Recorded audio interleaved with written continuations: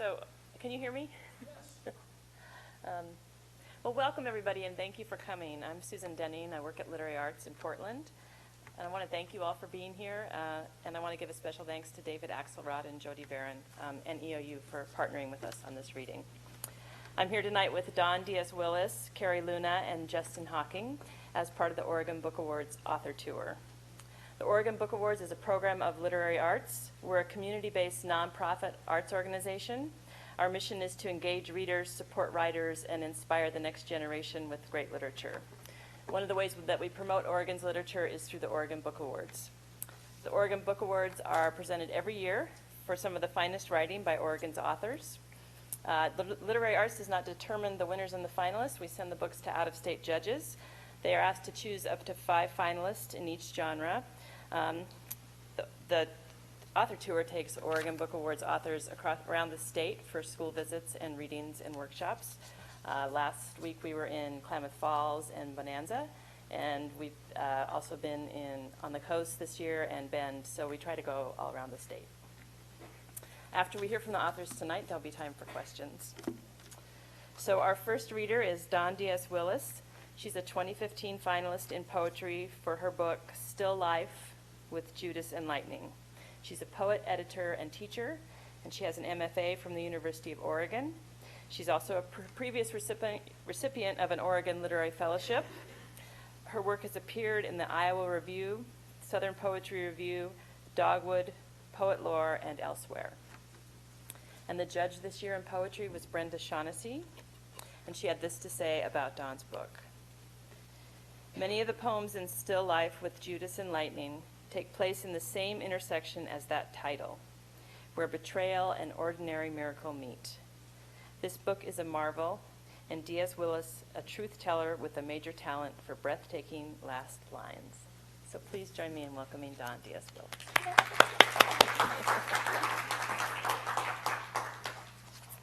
Thank you very much. I am so honored and pleased to be here, and thank you to Literary Arts and to Susan for all of your hard work, and to David and Jody as well, and I'm very honored to be here with Carrie and with Justin. So the book, Still Life with Judas and Lightning, I think the simplest way to describe it would be that it is an attempt to seek the sacred in suffering. Most of the poems either deal with a moment of suffering or loss, or have some kind of pivotal, important moment at the center of the poem.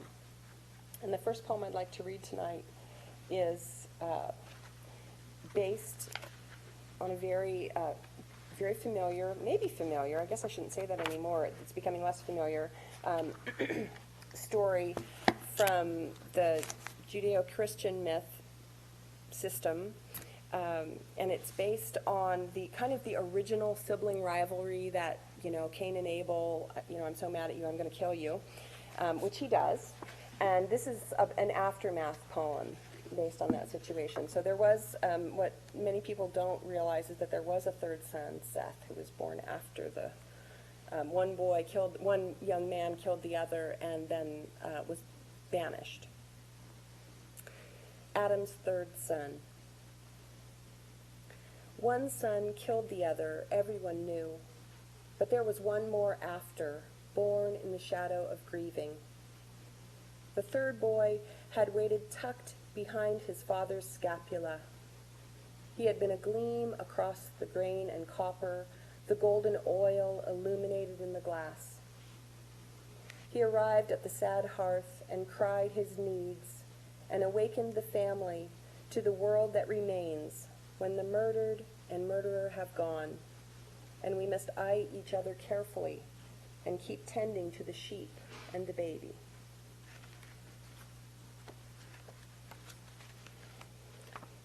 This next poem has its origins in my family.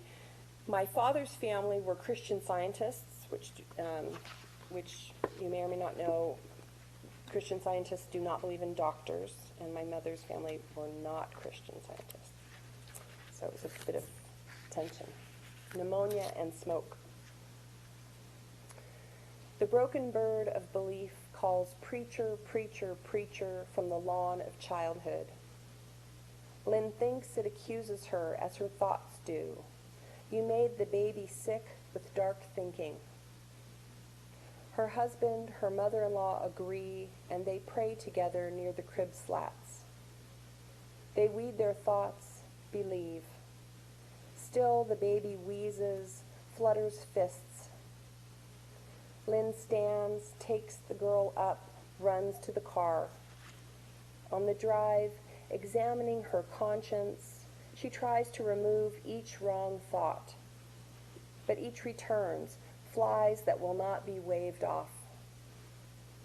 Past the sliding hospital doors, she seeks the stark declarations of prayer, struggles to construct her thoughts like little cathedrals of straw, and hands the baby to the wordless, white-clad nurse. To her left, she sees the smokers in their special room.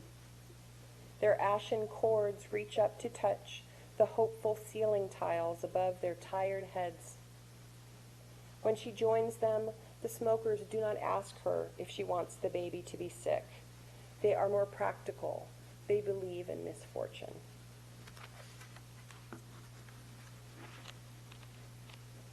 Several of the poems in the book deal with the phenomena after death, wherein the grieving person experiences their loved one in the landscape or in the items in the room. I had a friend whose mother felt that her daughter who'd passed away was communicating with her through the filament of a light bulb, that when it would flicker, it was her daughter speaking to her. Lacey at the fence line. Barbed wire keeps the neighbor's cattle in, and her girl hands fit between the barbs like that. Holding the wire like palm creases set free, she feels the prick of barb at rib through her dress. A mottled calf eyes her from the scrub. Behind Lacey's left shoulder, her dead mother waits, 7 paces back, probably also watching the calf.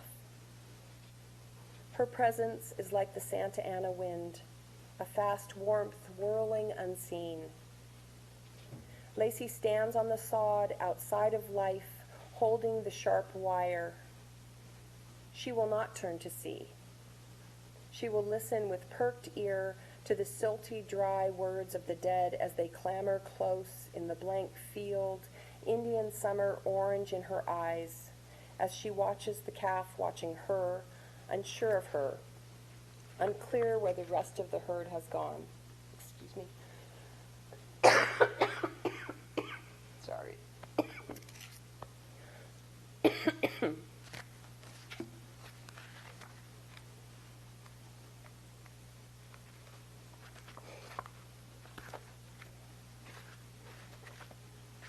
So this poem is a little bit of an apologia to those who wonder why abused girls sometimes don't leave their abusers. It's not as simple as it seems. And it's called Girl with Green Stick Fracture. Often she thinks of things twined in white, lover's teeth, peonies neat in clear glass, wings that ceaselessly beat.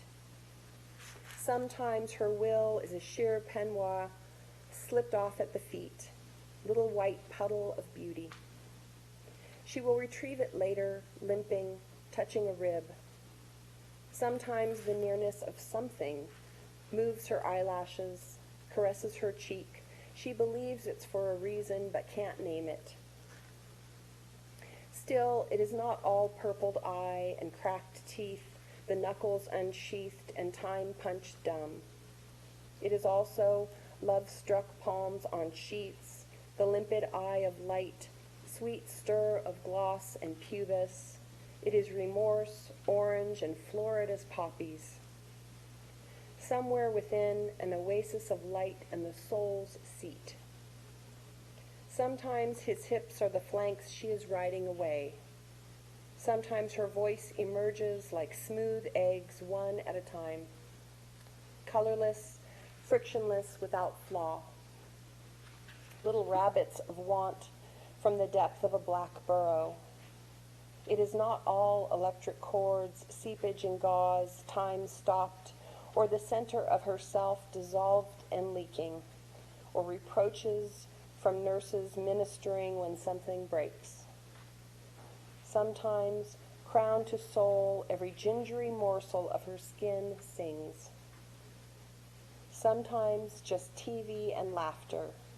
Sometimes a kiss. Sometimes, like a bird from a pocket, she appears, a fragment reborn in his hot light, warm feathers overlaying the bone and glass beneath.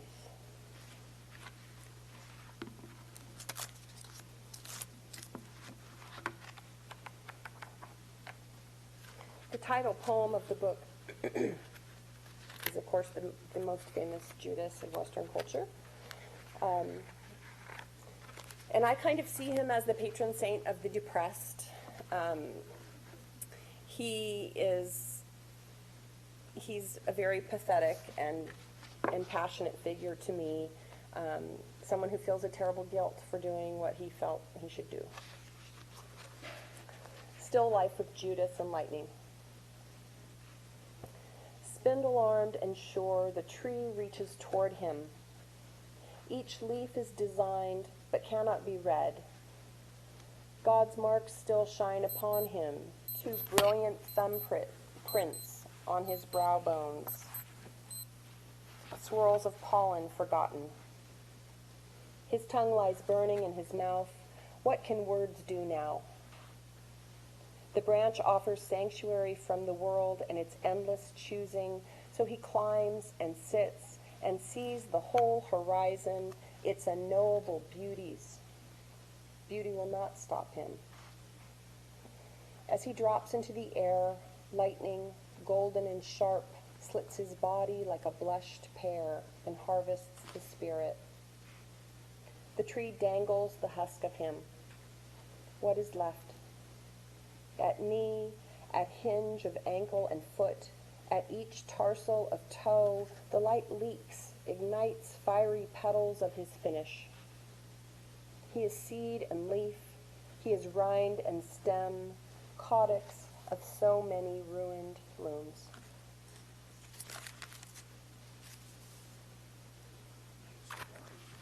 Thank you. I'm sorry about the coughing. I have to say, it is so gorgeous out here. I have never been to Eastern Oregon before. I've been stunned by the landscape, but the grass is killing me. It's killing me. Oh. I opened the window on the drive out to enjoy it and spent last night just one giant cement face. I guess it was worth it. I don't know. Thank God for Benadryl, I guess. Okay.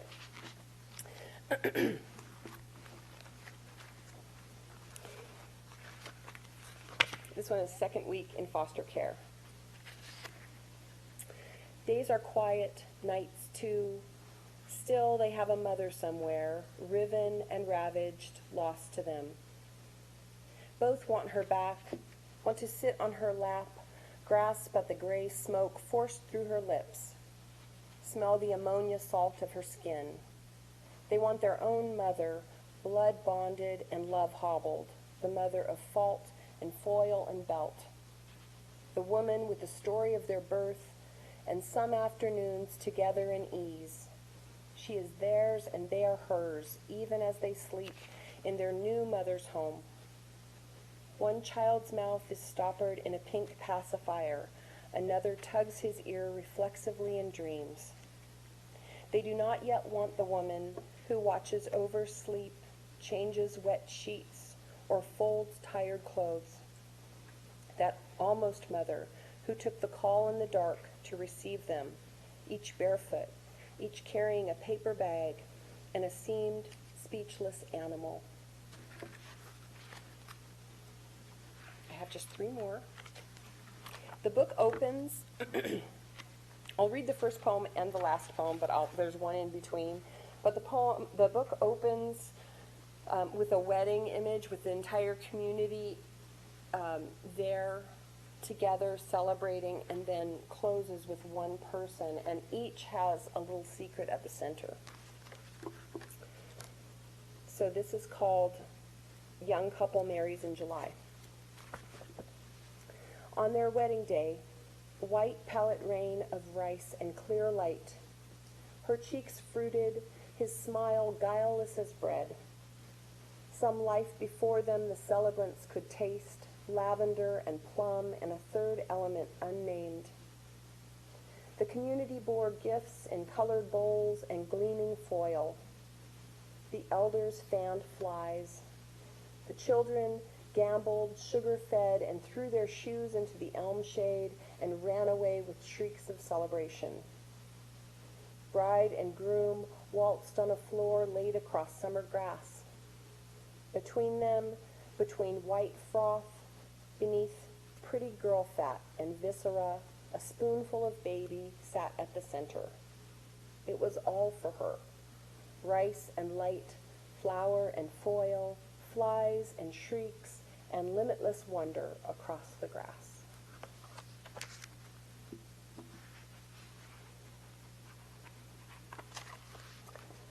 And this poem is sort of, if that first poem has a little bit of an enunciation, this is sort of an anti-enunciation. Hagar and the Blue Jay at the Buena Vista Apartments. The baby first comes to her as a dream of a blue jay streaming light.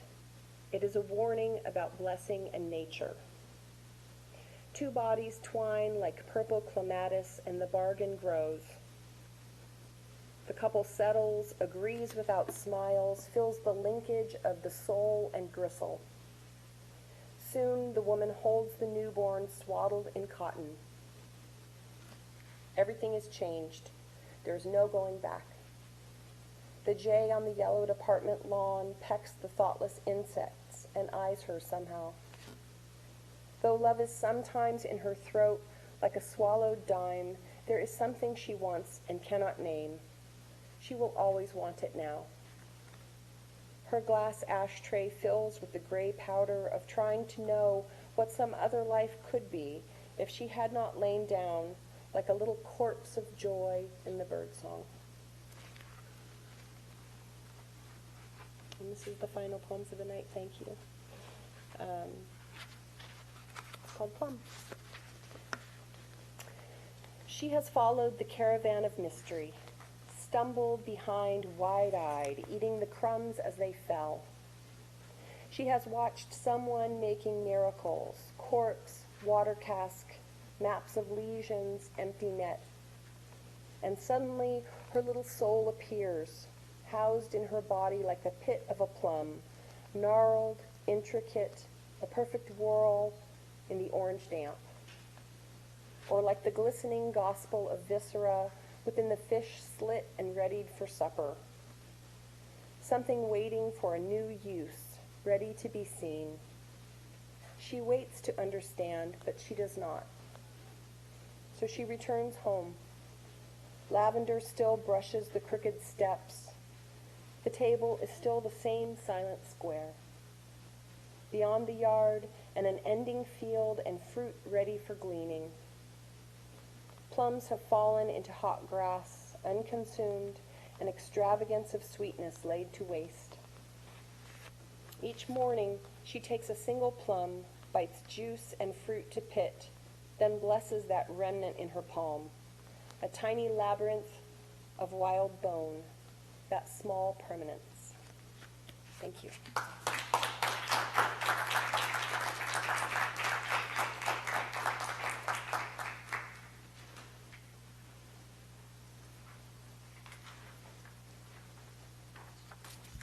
That was wonderful. Thanks. So our next reader is Carrie Luna. She's the winner of the 2015 Oregon Book Award in Fiction for her novel, The Revolution of Every Day. The book was also named one of the top 10 Northwest books of 2013 by the Oregonian. Her writing has appeared in Salon, The Rumpus, Pank, and elsewhere. And the judge this year in fiction was Stacy DeRasmo, and she had this to say about Carrie's book. Luna's prose is by turns gritty, lyrical, and workaday, as suits her material. But the novel also possesses that ineffable quality of radical empathy for humanity in all its flawed, striving glory. I dare you not to fall in love with every character here. And I agree. So please join me in welcoming Carrie Luna.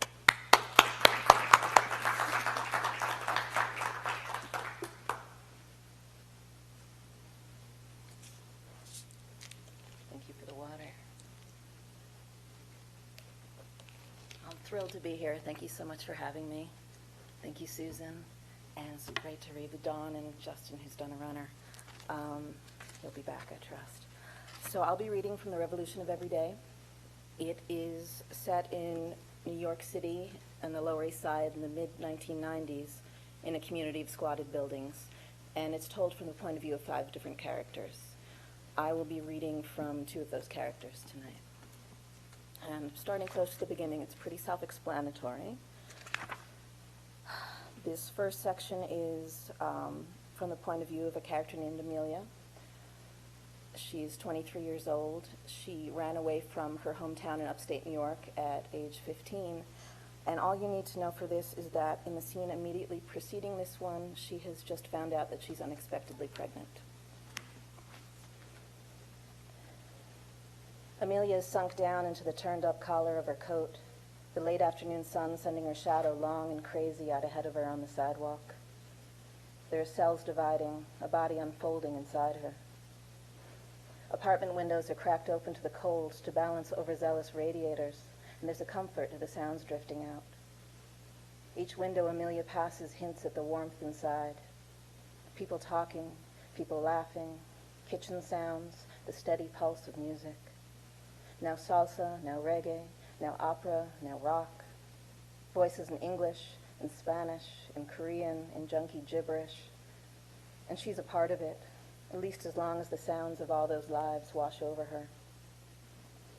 A cabbie tunes into 10:10 Winds, his cab parked at the curb, door hanging open and his left foot propped on the sidewalk, a makeshift ottoman. He's got bodega coffee, a sandwich wrapped in cling wrap. He nods to Amelia as she passes. Can he tell? Is it in her face now? How can such a huge secret not show around the edges? Crossing Avenue A and halfway down the block toward B. The bike shop security gate is down, the lights out, the compressor in the basement quiet. Garrett must be upstairs already. She'll have to gauge his mood before she tells him, read the room for signs. Garrett speaks a subtle language of doors and windows and furniture, and she's become fluent in it over these past 7 years. A slammed door means come pay attention to me, come win me over so I won't have to be mad anymore. A quietly closed door means it's better to steer clear until he cools off. A wide open window in winter means he's confused or stressed and needs the cold air to help him think. A window shut tight in full summer means trouble brewing. Combine that closed window with an overturned table or the couch shoved to an angry angle, and it's best to take a very long walk, maybe find someplace else to crash for the night. When it's really bad, he'll pace, his heavy black boots scuffing along the floor. Shh, she'll say. She'll stand behind him, her arms wrapped around him, and breathe into the nape of his neck. He's only an inch shorter than she is, but he always seems so small when she holds him like that. His body temporary, ready to slip away. She pulls him tight to her, and his heart flutters against her forearm where it crosses his chest, a frightened wild thing, like the field mice she'd catch as a kid and hold in her cupped hands, unaware of the terror of her enormous human face. No matter what his reaction is, she thinks, he'll mean well. And now here's the gray metal door of 13 House, and she fits her key into the lock. Inside, the air is warm. She smells coffee, hears the voices of friends downstairs in the community room laughing, and someone singing along with a rumbling old stereo. The Pogues. Sounds like Ben and Susie taking the parts on Fairy Tale of New York. Home. She feels it settle down around her, the warmth, the safety. Her palm finds the banister, the good solid oak worn smooth from a century of hands.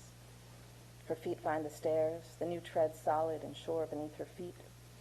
She climbs to the 3rd floor. Garrett is at the kitchen table, the carcass of a boombox before him and tools spilled across the tabletop. She kicks off her boots and pads into the main living space, the big room with its spring-shot couch and old stereo and bookshelf, the kitchen area where Garrett sits looking at her, his face soft and open. She loves it when he looks at her like that. Like seeing her come through the door is the very best thing that could have happened in that moment. Like he wasn't really sure she was coming back.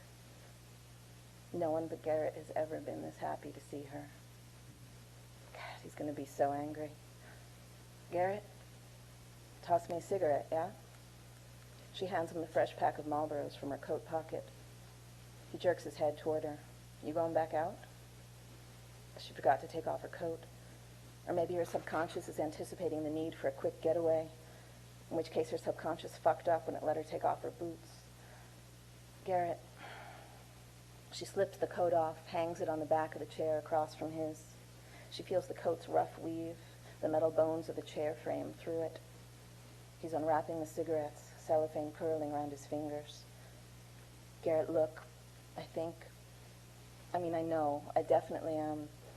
He packs the cigarettes, smack, smack, smack against his thigh, draws one out to light. What? Are you okay? No. I'm pregnant. His face draws tight, all the features and lines collapsing into a tiny, crunched-in center so that his eyes nearly disappear, and his thin lips are just white strips of the tautest flesh. The unlit cigarette in his hand trembles. You're pregnant. Garrett. He's quiet, far too quiet. His body's gone shrunken and tense, a coiled spring. Who's the father, Amelia? I'll take care of it, okay? I'll get rid of it if that's what you want. Get rid of it. This isn't some stray dog that followed you home. Do what you want. I won't be the one to tell you. He tries to light the cigarette, but his hands are shaking and he can't get the lighter to strike. 2, 3, 4 tries. Finally, it catches on the 5th, and he inhales deep, like the cigarette's a respirator, like he's drowning. I don't know what to do, she says. Stoma sorry, Garrett says, spitting the Dutch out like it's something gone rotten in his mouth. Stupid slut. I should have known what I was getting when I brought you home. And what is there to say to that? She goes to her room, lies down on the bed. She wishes she'd taken one of her grandmother's quilts when she left home, though it probably would have been ruined in that year of going from building to building, sleeping in the park, in doorways. By the time she ended up at 13 House, all she had left fit in her small backpack. A notebook, her grandmother's knitting needles, a few photos and postcards. Her clothes were gone. Her money was long gone. And Garrett took her in. The way Garrett looked at her just now, his face closed, his lips twisted in disgust. All it took was him looking at her like that, calling her a stupid slut, and she's that dirty, wasted wreck again, 16 years old and junk sick on St. Mark's, and not worth a damn to anyone unless she lifts her skirt. That was Amelia. And this section is from the point of view of another squatter in 13 House named Steve.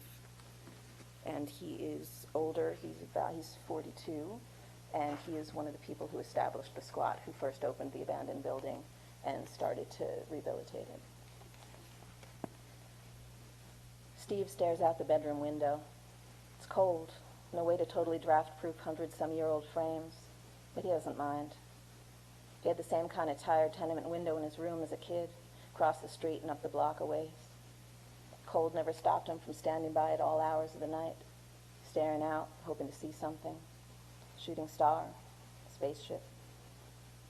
All he ever saw was Crazy Louie dragging his decrepit chihuahua for a late-night walk. Old man Hoffman coming home from his shoe repair shop on Avenue A. Gangs of teenage boys, all slick and sharp-edged, cutting jagged lines as they walked right down the middle of 13th Street. Juan Carlos Ramirez, Manny Miranda, Miguel Angel del Prado. He mouthed their names like incantations, breathed them, didn't dare give them voice. The kings of 13th Street, the princes of Loisaida, all dead years ago. Princes die young around here. 30 years gone since then. New Juan Carloses, new Manis, dozens of Miguel Angels since then. Same old story in an endless loop. It was probably the same story when the neighborhood belonged to the Jews. The black kids over on Avenue D are probably living out the same shit, too. People aren't so different. Times haven't changed so much. Young is young. Poor is poor. A gang of teenagers slides down the street, boys like lion cubs, testing their teeth.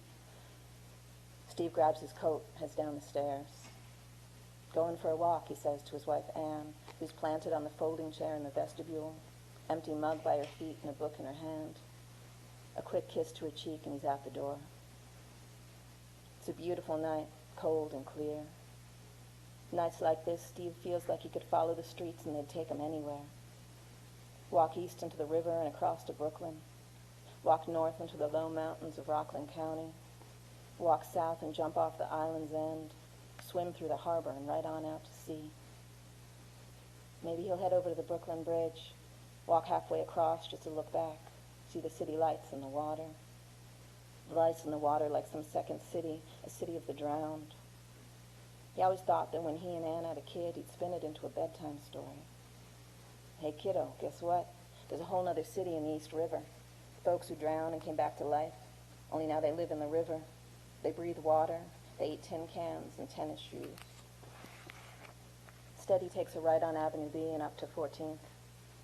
The all-night Chinese on the corner is lit up, the cold white fluorescent lights a beacon against the rolled-down security gates of the stores around it. Chicken wings and rice, $2.99. Spare ribs, $1.95. Black guy in a banker suit waits for his food. He leans his shoulder against the bulletproof glass walling off the register and kitchen. A thick scar cuts across his cheek, like words escaping his mouth. On past the Chinese and around the corner, Madame Rosa palm reader, gone dark for the night. The plastic grime of 14th Street is shut tight. Only the dime-bag bodega is open along this stretch. Across the way, light gleams still from some of the windows of Stuyvesant Town, the red brick towers with their backs turned to the tenements to hide the secret playgrounds and quiet treed streets at the center. When he was a kid, he'd sit in the Oval in Stuytown, that park at the heart of it with the fountain and the benches and the smooth looping walkways. He'd watch the shiny kids in their shiny shoes and pretend he lived there too.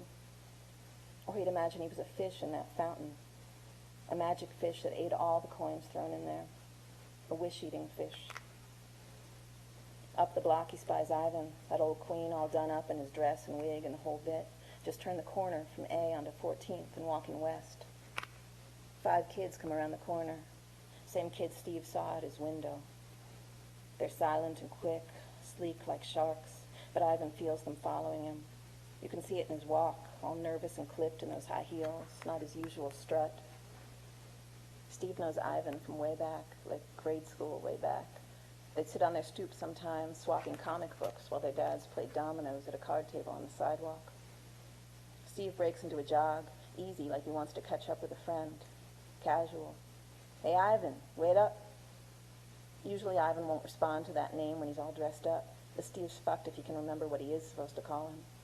And now he knows for sure that Ivan knows the kids are after him because he responds to his guy name, that big platinum wig swinging around a beat behind the rest of him when he turns. Steve meets the kids' eyes as he passes them. I see you, motherfuckers. And that's enough. They melt around and past him and Ivan and on ahead to First Avenue, where they disappear around the corner, headed downtown. Ivan spits on the ground, adjusts his wig. Like goddamn baby piranhas, I swear to God. Steve offers his arm. Let me walk you a ways. Ivan laughs, and it's the same high ringing sound from when they were kids. You're a good man, Stefan. Go home to your wife. He kisses Steve's cheek and walks on, swinging his skinny ass more than strictly necessary. And how am I supposed to explain the lipstick on my face? Steve calls after him.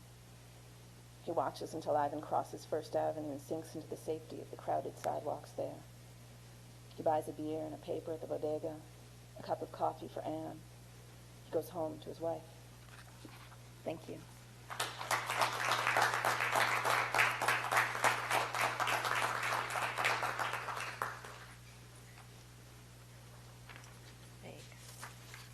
Before I introduce our last reader tonight, I wanted to mention that in addition to the Oregon Book Awards, which promotes Oregon authors, we also offer financial support to writers and independent publishers through our Oregon Literary Fellowships.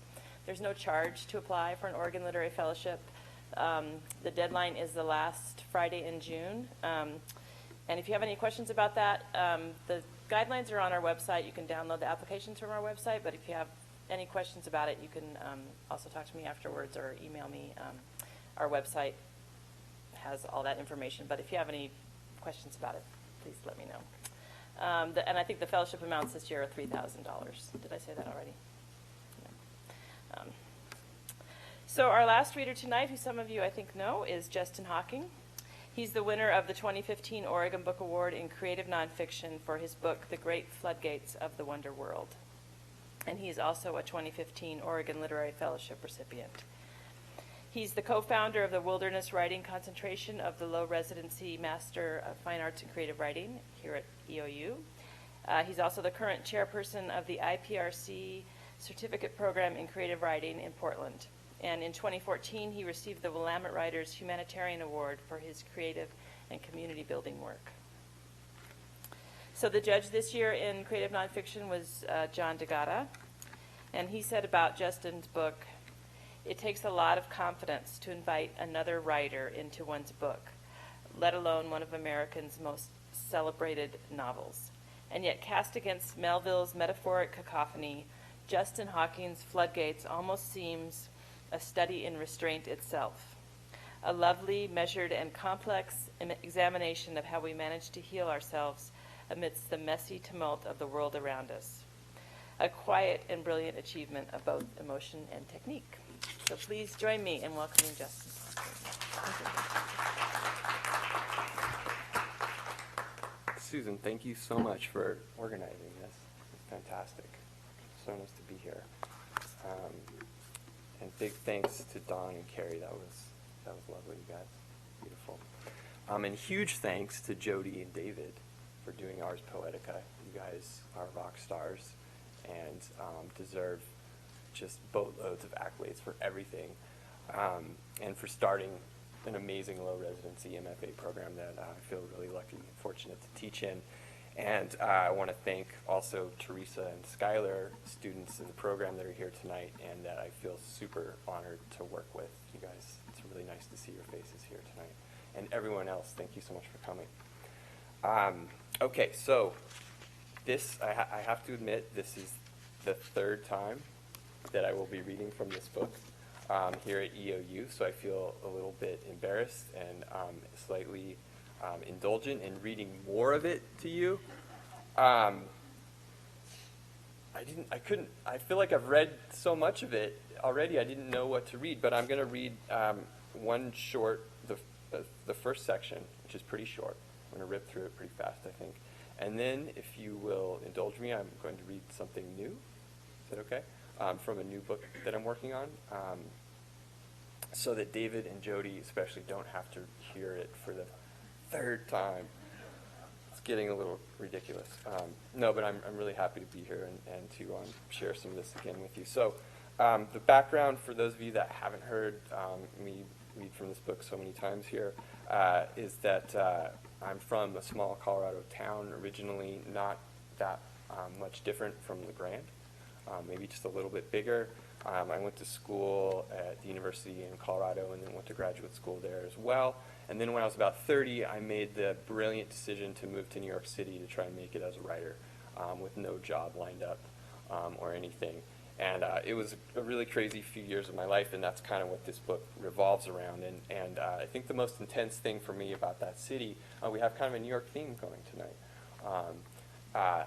So personally for me, it was really hard to get used to having no open space around me. I'm so used to that. We're all so steeped in that constantly here in a place like Oregon. And then when you go to New York and you're just, I didn't realize how claustrophobic it would feel and how much I would miss just any sort of open space. So I started gravitating to Rockaway Beach, which is like the one place that felt like an actual open space, like a wilderness. And I got obsessed with the place, and I started spending as much possible time as I could there. I also got really obsessed with the subculture that I found, especially around surfing, and I got really into surfing, which is not an activity that you really usually normally associate with that city, but there is in fact a very thriving scene there and some really interesting people that are doing it. And so that's kind of a lot of what this book revolves around, finding an unusual wilderness in an unexpected place. Okay. What else do I need to tell you? I think that's it. I'll go ahead and start. This first section is called Ophelia, Part 1.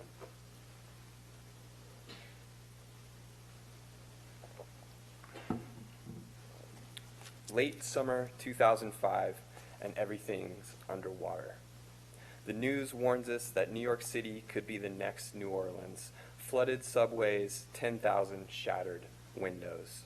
Lower Manhattan as the new American Venice. Streets turned into canals, the seafloor studded with broken glass.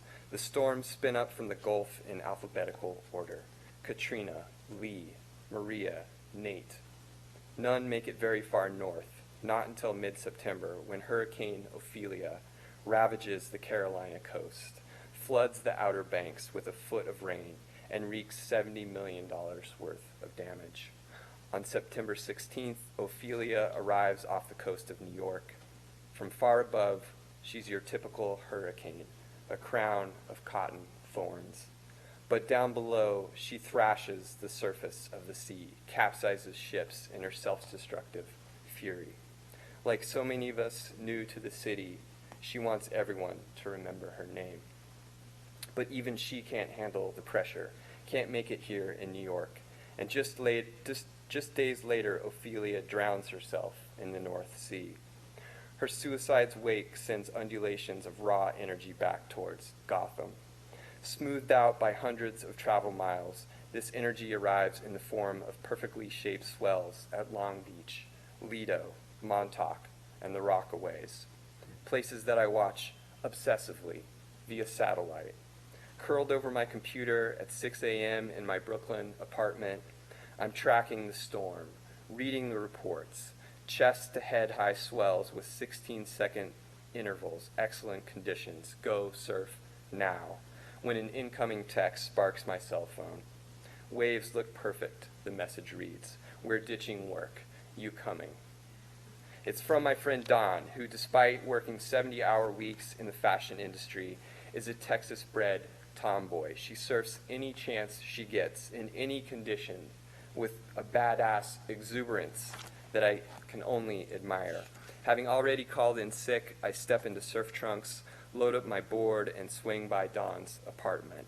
She and Tegan are waiting on the curb in shorts, flip-flops, hooded sweatshirts.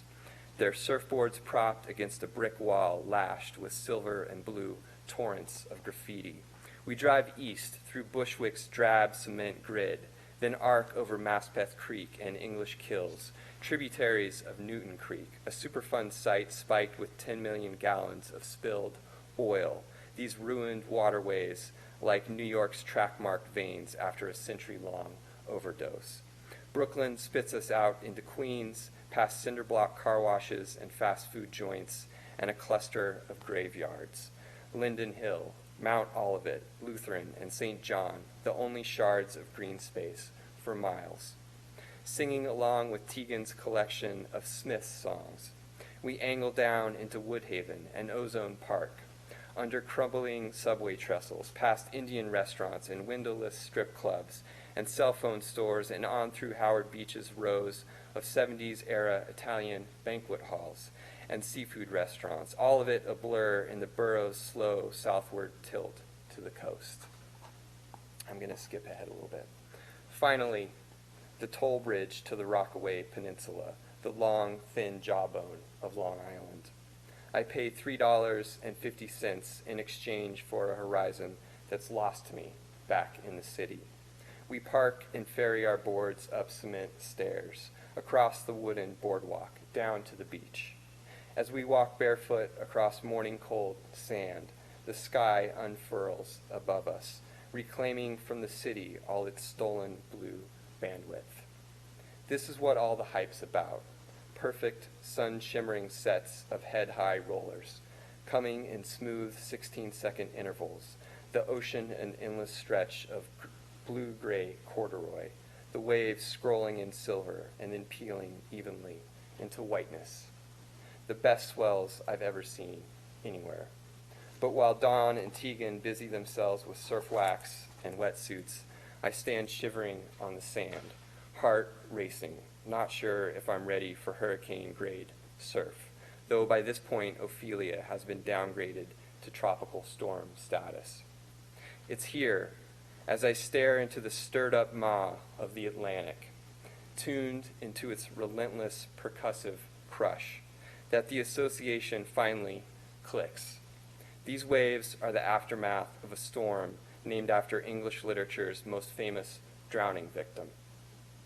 The 15th system in the worst hurricane season on record, the result of warming seas, a warming planet. I've come a long way in getting over my fear of the ocean, but I'm still new to surfing. And on a day like this, the gnawing apprehension persists. I moved to New York with a naive sense of enthusiasm and hope, but now that I'm actually trying to get my life together in this place with so many social undercurrents and financial riptides, now I'm spooked. Come on, Justin, Dawn says after I express my Shakespearean anxieties. These are the best waves of the year. She pulls up her wetsuit zipper, stretches into a deep forward bend. Armed with her surfboard, she charges down to the jetty, where the swell thunders in at its tallest, most powerful point. I hang back on the beach, where part of me wants to drop anchor, play it safe, surrender to paralysis. But there's a deeper pull at work, a stronger longing to get up and get moving, to hazard the risk and follow Dawn down into the churning sea. So,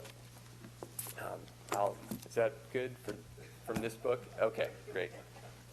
And I do end up going out into these hurricane swells, and if you'd like to know the rest of the story, please you can buy the book. And oh yeah, if there's any Melville fans in the house, I did work in a lot of my obsession with Moby Dick and Melville, being another kind of disgruntled New Yorker with a kind of spiritual longing for the ocean. I found some interesting correlates. So I'm currently working on another weird hybrid memoir-y type of thing, currently untitled. And I mentioned this town that I grew up in, Colorado. There was a ton of mining activity there. There had been a mining accident in the 1800s that set one of the mountains outside of town on fire. And it was called Burning Mountain. It still burns to this day, and it always held a huge amount of fascination to me, as did all the just tons of mining activity. It was also the home of the world's largest hot springs pool. So there are all these things going on under the surface geothermally in terms of mineral extraction. There are also a lot of things going on under the surface in my family. And some traumatic things happened that I kind of kept secret and buried. So I'm working with this idea, this kind of subterranean theme, and playing around with ways to make all these kind of this environmental thing and political thing resonate with this personal kind of traumatic thing. And that's what I love to do as a writer, is just see if I can puzzle together a bunch of different narrative strands. So I've been working, again, this subterranean theme, and I've been working on this book for the past couple months, and I realized I'm kind of in this hole. Like, the writing's going pretty well, but I'm literally been sort of excavating into all this difficult material, and it was starting to bum me out. So I realized, like, I need some uplift for myself, and the reader's going to need, like, some breaks and some uplift. So I took a break and wrote this section called Mountain House, which is about the cabin that my lifelong best friend grew up in, and that I spent a ton of time in as a kid, and where I was introduced to birding, of all things, another obsession of mine. And so this is just a short couple of pages about that place and about the kind of solace that it provided to me. And I also kind of stumbled upon the biography of John James Audubon, the American naturalist and birder and bird illustrator, who had a fascinating life. I had no idea that he had such an interesting, especially childhood. And so there's a little snippet about John James Audubon in this piece.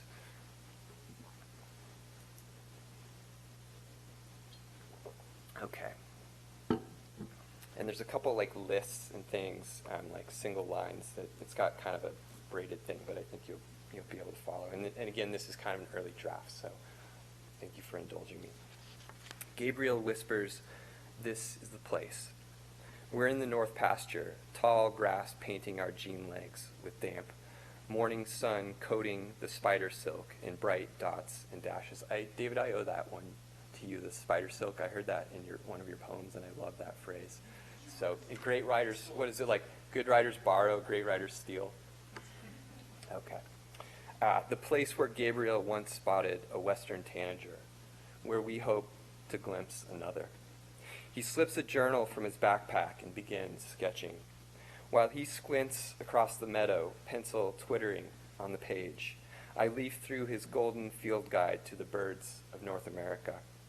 The same look and feel as my rocks and minerals guide, a very 50s era pop science aesthetic, a waxy laminated cover, ruler printed on the inside back, faint smell of glue on the interior pages. Illustrated birds crowded together against pastel backgrounds, their habitat range charted on maps in the left margin. To aid with in-flight identification, blue and black silhouettes migrate in formation across the top margins, wings swept wide. And then this is just like a little list. Anatomy of a feathered appendage, scapulars, wing bars, coverts, alula, tertials, remiges, rectrices, all parts of a wing.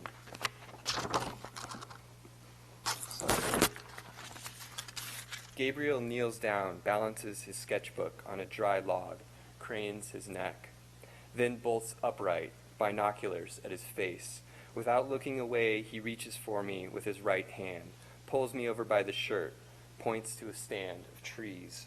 I do as Gabriel taught me, follow his finger, scanning for motion and color and sound until I find the right tree, then drive my binoculars up the trunk's vertical highway before exiting the smaller branches, the leafier side streets where most birds settle. I crimp my neck, turning the magnification with my left index finger until I bring it into focus, my first tanager, its breast brilliant gold against dark pine boughs, the face and head printed with vermilion, golden epaulets on black wings above cross-hatched white wing bars, like something you'd see in a pet store or the tropics, or flitting above Mr. Rourke in Tattoo in an episode of Fantasy Island. Anywhere but a horse pasture in western Colorado. As the Golden Guide indicates, it is a tropical bird that migrates north to breed in spring and summer. With the tanager in sight, my binoculars are reverse headlamps, shining inward through my eyes and arteries and bones, down into the cavern of my small body, a brief burst of equatorial light touching bottom in my overgrown well of secrets. At the same time, these field glasses are prismatic conveyances, lifting me free from gravity's suck, momentarily transporting me skyward. From the Golden Guide entry on tanagers, males often sing from the topmost branch. John James Audubon was himself a keeper of childhood secrets. He was born in Haiti, the illegitimate son of a French naval officer and a young chambermaid who died of infection shortly after his birth.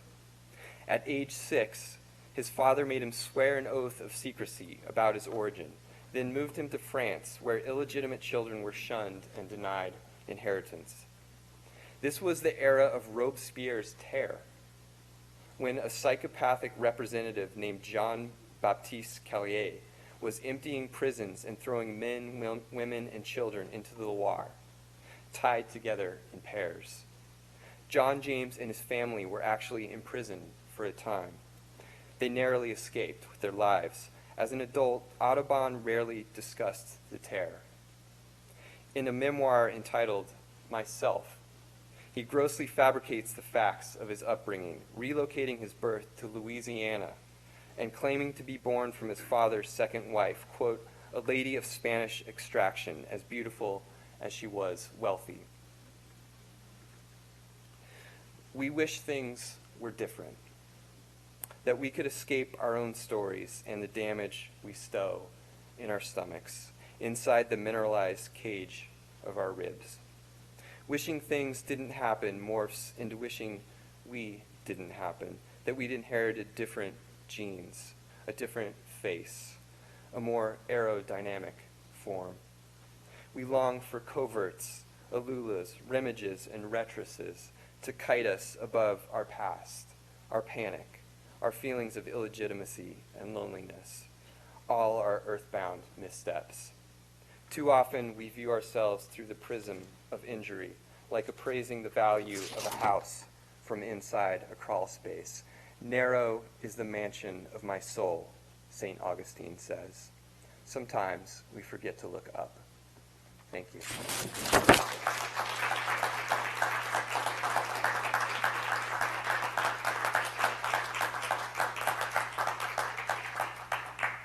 Don and Carrie and Justin, do you just want to come up here? Oh, yeah. Questions?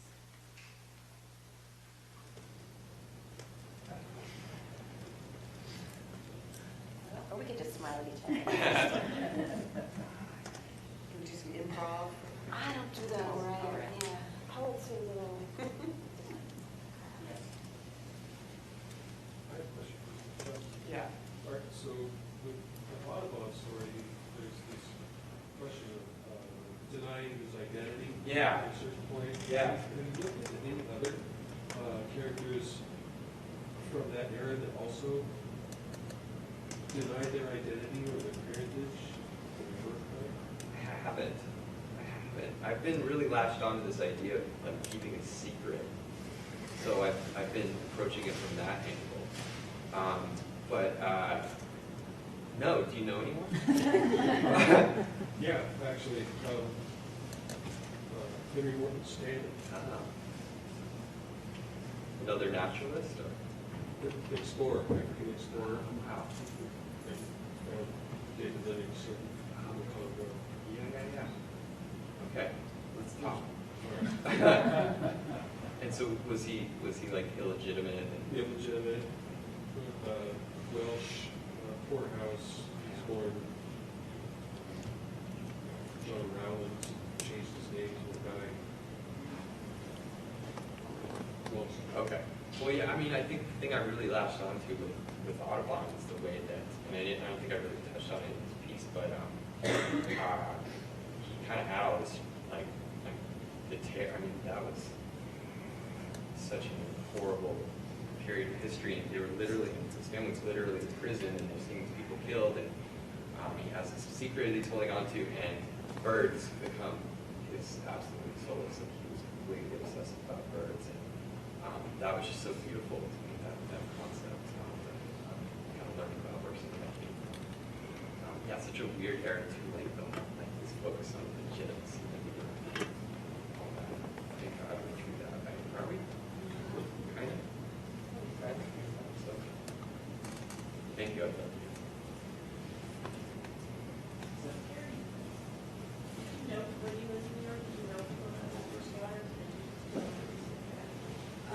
I lived in the neighborhood at the time, but I wasn't a squatter, and I'd gone to college with a couple of women who squatted, but I didn't ask them about their experiences. I was aware of the squatters, but they kind of existed in like a parallel shadow city, and I wasn't involved with them at all. But I witnessed a major action. July 4th of '95, I was walking through the neighborhood, and I came across a major commotion at the intersection of 13th Street and Avenue A, and I went to check it out. And what was happening, huge crowds, riot police, mounted police, it was a major happening. What happened is that the squatters from two buildings that had been evicted the previous May, it was 4th of July, they waited till everybody was distracted by the fireworks, and they retook the two buildings. Symbolically, they knew they couldn't hold them. But they retook the buildings, they hung banners that said "Home Sweet Home," and then they escaped before anybody could get arrested. And I happened upon the police finding out that was going on, and there were protesters. And I grew up with a very privileged upper middle class background in New York and then New Jersey, and I'd always perceived police as nothing but a benevolent force, which was easier to do in the 70s and 80s. And that night, I witnessed police officers very clearly, not all of them, some of them very clearly hoping somebody would throw a bottle, hoping that they would be given an excuse to react. And that made a huge impression on me. And so when I set about writing the book, which was my way of understanding what happened in my hometown, and the answer was gentrification, I remembered the squatters. And the squatters, to me, seemed to be the eviction of the squatters. It was the tipping point in the neighborhood when gentrification took it over.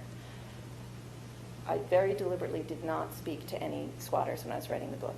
I didn't want to feel beholden to anybody's truth, anybody's idea of how it really was. I was afraid that I wouldn't feel free to tell a more universal story. So I did a lot of research, and I drew on my experiences living in the neighborhood at the time, and then I made a lot up, because it's fiction, and you can do that. So I've since become friends with a lot of people who were squatters at the time, were involved in the actual historical events. And they say I got it right, which is nice. But when I was writing the book, I avoided them. Yeah.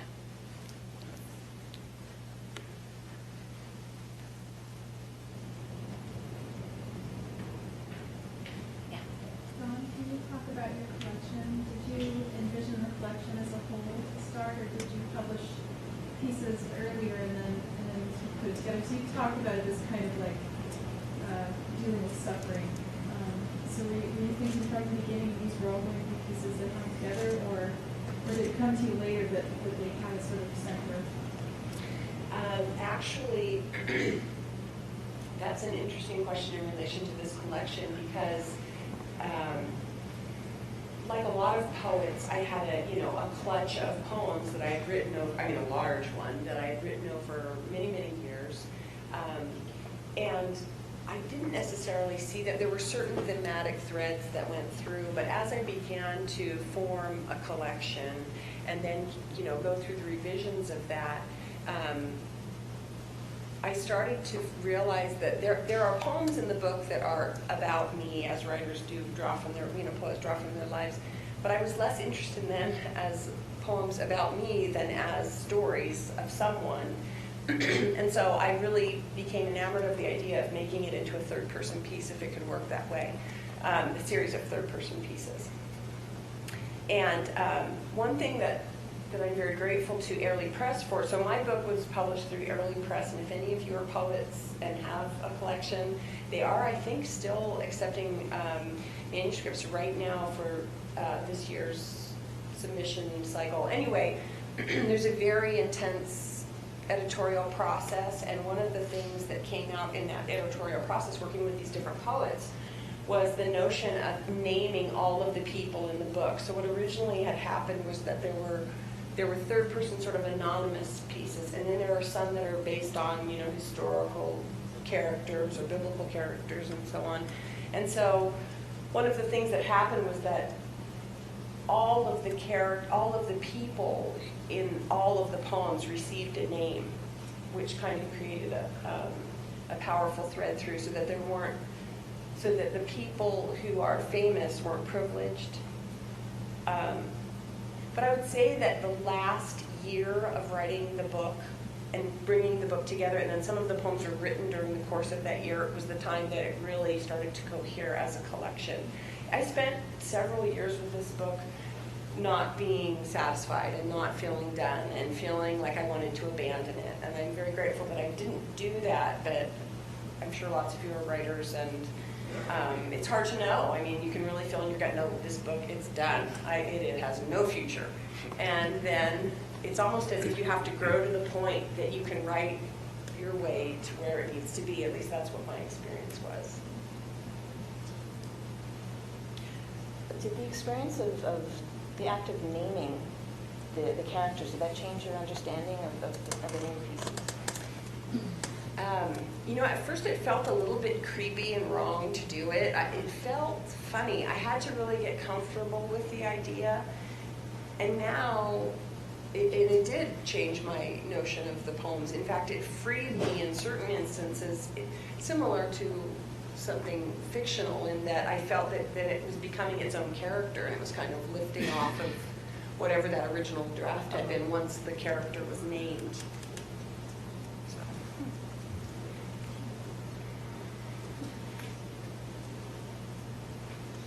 Well, thank you. Thanks, everybody. Thank you.